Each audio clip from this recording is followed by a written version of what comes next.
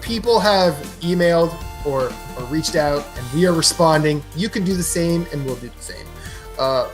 Michael Staudenbacher, I think that's how you say that. If I'm butchering your last name, I apologize. Found you guys around Game of the Year discussions and have been a fan of you since. You guys have a cool vibe, and I really dig it. Now to my cue. How do you decide what games to buy, and the ones that you do buy, how do you decide between digital and physical? I love my physical games collection, but as I get older, I like the convenience of digital. Thanks, and keep up the awesome work. Thoughts? Well, on PlayStation and Xbox, I've gone completely digital. I've been toying with the idea of like purchasing the games that I really love on the systems, but then I'm like, why? It's just going to take up space. Like I purchased God of War digitally, right? Mm-hmm. And I really like that game. Maybe I would like to have a physical edition of that game sitting on my shelf. Yeah. So, I mean, I've toyed with that idea, but I've also been like, well, if I'm going to do that, I'm going to wait till they drop in price, or like the greatest hits line or whatever to do that. That's because like I don't want to spend another $40 or $60 on something I already paid $60 for, So but with Switch, due to the let's say the limited storage space of that system, I've gone all physical. Could be worse. It could be Vita memory cards. That's also true. It does use micro SD cards. Yeah, they at least made it easy to expand it. Yeah, I mean, if that 1 terabyte or that 512 comes down in price at some point, maybe I'll think about going more digital on there. But almost all my Switch games are physical unless they don't have a physical edition. Yeah, so like indies, I couldn't wait, like Shovel Knight, which also got delayed again today. Oh, that sucks. King of Cards, it says for several months it's been delayed.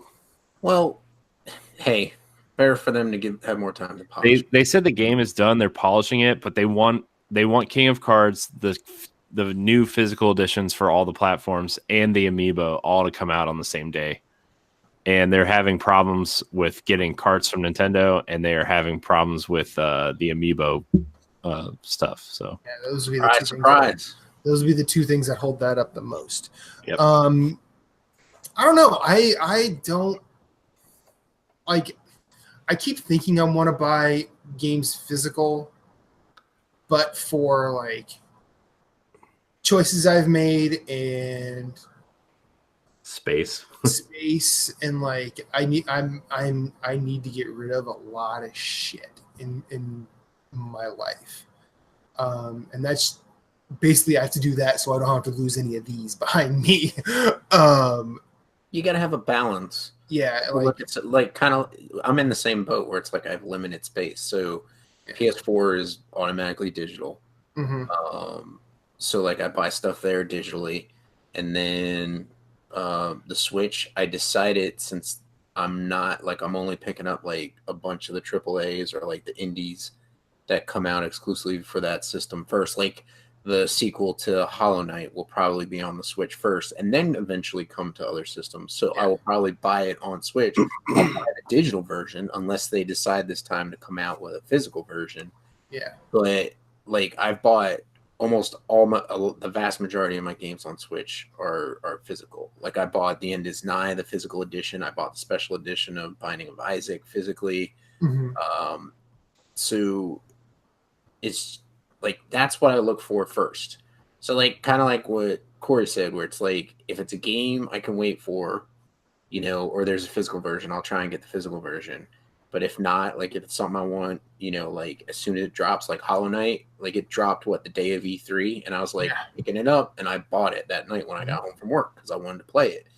So, but I also like collecting the Switch, physical cases, like having the cartridge and the instruction manual. It's almost like I even like want to go out there and like double dip and go out and buy Axiom Verge on Switch, buy the special edition of that for like $25 and get like the really cool mat that comes with it. And like there's a bunch of games that they do a really great physical version for the Switch.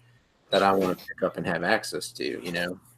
So, but Like I've been looking at a lot of limited run stuff and a lot of special reserve game stuff and other people that do like, limited editions of games that and physical releases that aren't typical per se. I've looked at that, but then I like when Spelunky was announced by Limited Run, I was like, yeah, I should probably do that. But then I'm like, I don't need more stuff. And then they actually made the decision for me when Fangamer put out the soundtrack on vinyl.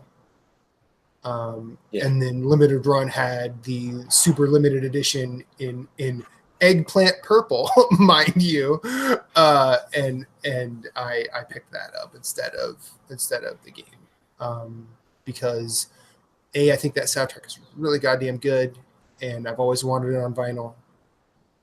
which soundtrack was that again? I'm sorry. Spelunky. Oh, Spelunky soundtrack. Wow, nice. I wanted to get that, but the shipping to Canada was just ridiculous on it. Yeah, they have another edition that I think that's just in gold vinyl on Fangamer's site proper. Yeah, I'd be fine with it, just black vinyl. I just wanted to have it on vinyl. Those two. Yeah, that's a That's really where, like, good soundtrack. That's where like we need to meet like once a year in Buffalo, and have some things and some beer, and you could just take like a box of vinyl, just take it back across. I'll throw my hat into the ring. So on PC, obviously, there's no such thing as physical games. So everything's digital there, and I love that. For example, I've had my Steam account for 14 years or so. Mm-hmm. Wow. And something that I bought, you get a badge every year on Steam for every year you've been a member. So, a game that I bought 14 years ago, I can just install today and it's not an issue, right?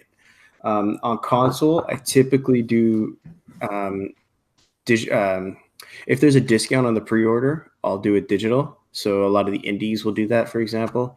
Like when Sony was running their promos, like buy 3 of these, you get a certain amount off. Mm-hmm.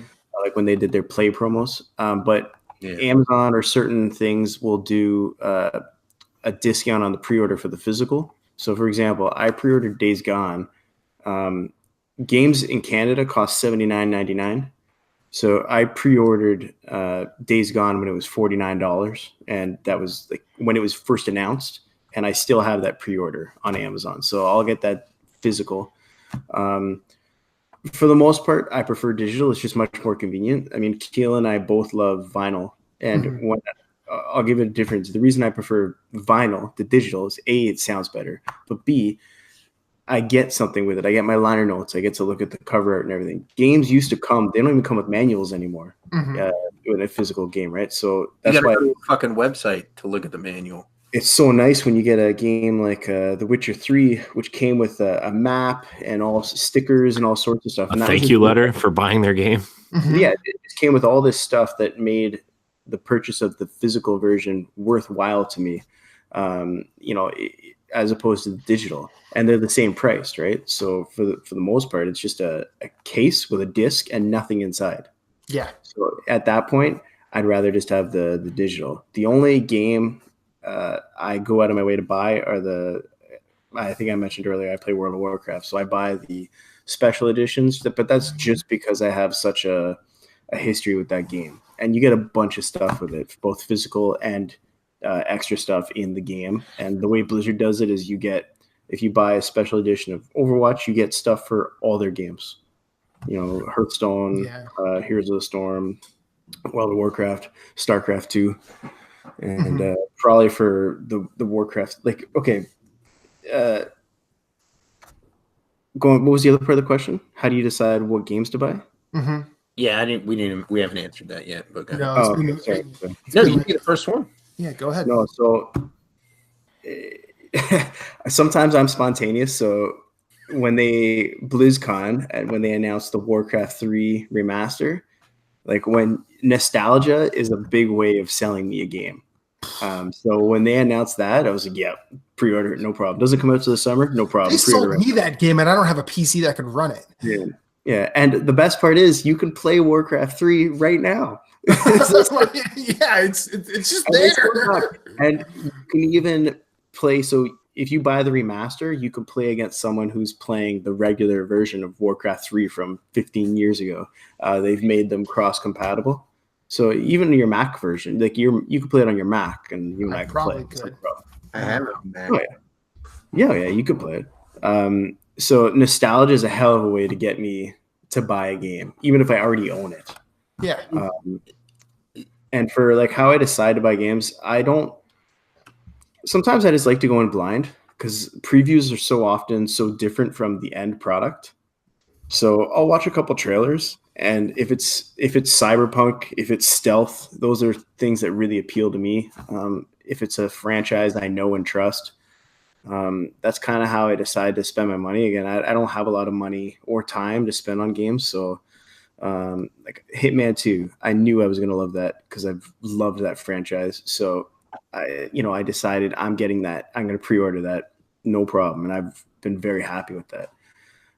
But I feel like it's getting harder and harder to know for sure what you're going to get in a game, right? Mm-hmm. You can do as much research as you want, and like a lot of you get like a No Man's Sky kind of situation. And no, I'm not shitting on that game. That's because you're not. You and I've had that. You and I've had that talk. Yeah, no, and like that game's turned out way different now, right? But like you can watch all the previews you want, and the end product you get might be completely different, and so it's kind of hard to know what to buy, right? Like I kind of rely on Steam, for example, has a curators section, so you have people like Jim Sterling and all these people who will curate a list of titles, say these are things that you should be interested in, and if you have similar tastes with that person, like it kind of makes you feel okay, safe, I guess, buying one of those titles. Mm-hmm. But it's hard to know. I think it's harder and harder, especially because there's so many games. Like there's, last week there was Crackdown 3, Anthem, and Metro, right? And Far Cry New Dawn. Okay, and Far Cry New Dawn, right? So there's and 4 Apex Legends. Big title. Well, that's a free title. Like you don't have to And buy Tetris 99. Free title. Right, but I feel like it's getting harder. There's so many games, and there's a lot of good ones too. I mean, all 4 of those have their own qualities, and so it's just getting harder. But for the most part, I go with just my gut, kind of like when I see a title, and sometimes I'll just take a chance. It's fun. Sometimes it doesn't end up what you wanted, but it's nice when it does. Mm-hmm.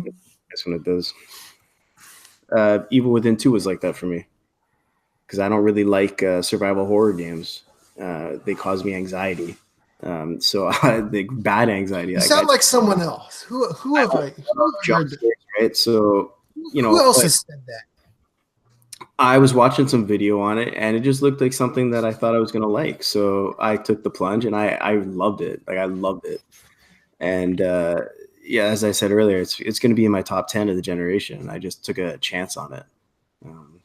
Yeah. And, but I didn't know I was going to like that game at all. I just decided, I'll try it, and I absolutely loved it. And I did not play the first one either, so I just kind of went in blind. Now, according to the initial press of that game when it came out, it fixed the first one. So, well, because that game when it first came out was plagued, at least the PC version, plagued with like performance issues and such. So that's kind of all I'd heard. And then when I just watched some video on it, it just looked fun. And then now you can play it in first person mode too. Yeah. Nice. Which makes it really creepy. But yeah, that's a great game. Sometimes it's fun to just take a chance on something.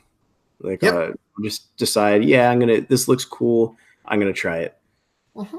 You can never know. Like like I'm playing Shadow of the Tomb Raider right now, and I kind of hate it. And I love Tomb Raider. And I thought I was going to love it, and I liked both the first 2. And this one, I love the Deus Ex game that studio made, and I just don't really like this game. I just think it's kind of boring and bland compared to all the other stuff previously.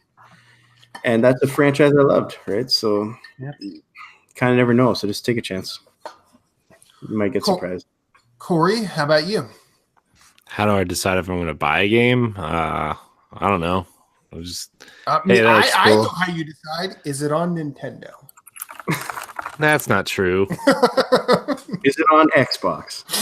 That's not true. Damn. Does it have Terry Crews? Fair. You know what? If the game has Terry Crews, I'm going to Is buy it it. by Bungie? I don't know. I just Does it have sometimes a it, turtle? what? Does Does it it have a have a turtle? Yeah, that's why I bought Injustice. Yeah. Gave us the first good turtle game in like 20 years. It's true. It's true. And that's being generous. Mhm. Man, Turtles in Time, Hyperstone Heist, last two great Turtles games. RIP. We're never gonna get another good Turtles game. That'd be awesome though if NetherRealm made Turtles Tournament Fighter like Mortal Kombat and Injustice. That'd be awesome. One of them takes their shell off and cuts them in half with it. Well, yeah, why not? Combat style, yeah. Why not? In the comics, Donatello gets his arm cut off and then murdered. So Turtles got a little dark since I read it as a kid. yeah, it did. I never read the comics. I only watched the show. That must be the director's cut. In like the 6th or 7th issue of the current run, Donatello gets straight up murdered by Shredder. What? Yeah. And then why did they get rid of the good turtle? Why did they get rid of the why did they get rid of like one of the good ones? I don't know. And then they use science to go back and try to spoilers for like the 2016 run of Teenage Mutant Ninja Turtle comic books, but Leonardo and Michelangelo and Raphael kind of use science to go save the turtle that specializes in science, because they go back in time and use like different dimensions and stuff to hop through time and save Donatello from being murdered from Shredder. It's the best. So also Splinter tries to eat a piece of pizza and gets it all over his face. So. Awesome. So how do you decide to buy a game? I don't know. It looks cool. Like, Anthem and The Division look cool, so I decided to buy them. And like Days Gone looks like a game that I might wait till it drops to $30 or $40. I don't know. You know what I mean? Like Crackdown was a game I was never going to spend $60 on, but I have Game Pass, so I downloaded it. Right? I mean, Xbox is in a weird spot now because it's like I really don't have to buy any of their games. I just give them $10 a month, and I mean, look, I've played Crackdown this year. I'll play Gears 5, and even if those are the only two games on the service I play all year, they're already paid for because of Game Pass. So, Moose. Usually, like, it depends on what the studios I follow are doing. Like, obviously, I'm on a PlayStation podcast, so I tend to buy Sony games. Like, I want to look at what they've got coming out, what's in the pipeline. So, like, I pre-ordered Days Gone because I'm like, it just looks like it's going to be a lot different than other open world games because there's going to be like I've watched a video on like what we like the whatever 100 facts on Days Gone, but like the whatever you want to call them, zombies or infected, like freakers, they move differently through the world, and like you could like go through the same area like 10 different times, and it'll be different like every single time you go through. So like it's going to be pretty cool to play that game. Like obviously I love FromSoft games, so I'm interested in Sekiro. So like I do a lot of spur of the moment stuff too. Sometimes like I bought Far Cry 5. Well, I didn't buy Far Cry 5. I had access to it and I played it and didn't really like it. But then at the time I played it, but then it became part of our co-op challenge, and then I fell in love with it. That I didn't even have to be sold on New Dawn. I just bought it. Like it was announced, and I was like, I'm getting, I'll pick it up. So. Plus, that was one of those games that really experimented with price point too. Like $40 for a new Far Cry game, probably. We did do a good job with that. Like, was Primal 60? Yeah. Yeah, Primal 60. So, but Blood Dragon was 20. Yeah, so. Blood Dragon was good too. That's a great game. So, like, I look at price point. I look at how many games I want to buy the year, like what I want to do with my backlog, and then like what I also want to platinum, and then those are the deciding factors into what I buy. So New Dawn was the first new game besides the Resident Evil remake. The Resident Evil remake doesn't count because it's a remake, although they did an excellent job with it. That's not to speak ill upon it. I think that barely counts as a remake, though, just with everything they did to that game. It's almost like a completely new game. It's a reimagining of it. Yeah, like a reimagining. Like it's completely an other. We need to add DLC to the console version of that mod that came out. Oh, the one I showed you? What, the DMX one? DMX one. The DMX one's fucking great. Knock, knock, open up the door. It's really Let's go give it to you. I love how it fades out, as he walks away. Getting further away, it fades out. It's just so brilliant, man. And then when he's like above you, it's kind of muffled because he's like on the floor above you. It's so good, man. Like So sometimes with the mod stuff that people come up with, I showed you when they put Thomas the Train Engine in Monster Hunter World. Yeah. That's fucking weird. Yeah. But yeah. Go ahead. So that it just sometimes it'll be a spur of the moment, and sometimes it'll like be a game that surprises me, and I'll be like, yeah, I want the sequel, or yeah, I want the like Far Cry 5. I had a blast with it, got the platinum, and was like, sign me up for New Dawn. Like I think right after I platinumed it, I pre-ordered it. I was like, I'm buying it. It's bought, done. So, and then indies is just like studios I follow. Like anything Devolver Digital publishes, like I will look at, and more than like 9 times out of 10 I buy it because they do such awesome stuff. Because like their next game that's coming out, they did the one, was it Gris? They did on Switch. Mm-hmm. So I want to get that one, but then they also, what's their most recent one that's going to be coming out soon is the Ape Out, which is the one where the ape escaping from the research facility, which is kind of like Hotline Miami a little bit. And so I want to get that, but like anything they put out is awesome. Anything Supergiant Games puts out, like Hades looks awesome. So when that comes to console, I'll probably pick it up or play it on a PC when I finally make one. But it's just I find like a lot of my purchases are determined by finding who I like and what they've done in the past, and then just building off of that. So, but that's how I found that game. Did you guys play Virginia? Yeah. Dude, like I saw people talking about that game. You got to play that game, and that game was freaking awesome. Yeah, it was, and I heard people who I can't remember who at the time, but they were talking about this game with no dialogue, or you don't talk, or there's no dialogue at all, right? No, there's no dialogue at all. There's nothing. Yeah, and so I'm here. It's like, this sounds weird, but the more I heard about it, I was like, you know what, I'm gonna try this, and I freaking loved it. So I was raving about it, I guess, to Moose, and I think that's a good way to decide what to buy. Like, is just to get it directly from people who you trust, right? And who have similar tastes. Like, if one of you guys said you got to get this game, it's like Helldivers, I'd be like, fuck yeah, I will, no problem. Like, you sold me. And like, I don't really go by review outlets anymore, just because I don't know. It used to be that you kind of knew who the reviewers were, and now there's so many outlets. I don't know who any of these people are. They're all 20 years younger than me, and I don't know if we have I don't know if we have I think Dan Stapleton does a good job, even though I don't always agree with the stuff he says. Like, but I'll listen to what he writes, for example, right? But I don't know who the hell any of the other reviewers are from these outlets. I mean, I'm sure maybe some of the younger listeners do, but I don't. Not anymore, anyways.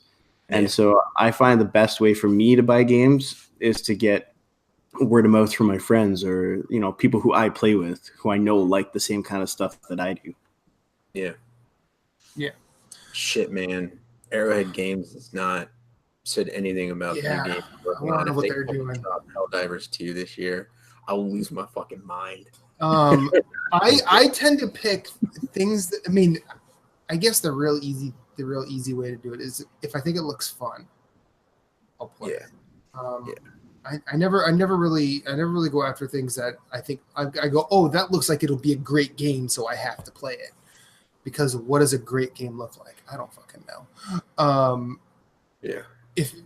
If I think I'll have fun with it, I will probably buy it. but also like there tend to be like Moose said, there are studios I follow or publishers I like, you know, Devolver, Annapurna. 505 puts out some good 505 is really good. Yeah, they put out some good stuff. What is and that? then Nicholas? Nicalis? Nicalis, yeah, Nicalis, yeah. Sorry, sorry. I think they did Abzu, which I really liked. You know, Yeah. that's another like small, no dialogue kind of adventure game. I loved that. I like stuff like that. Firewatch. And then like Philip said, you know, the people I know and play with. But also like try not to let the hype of something get to you.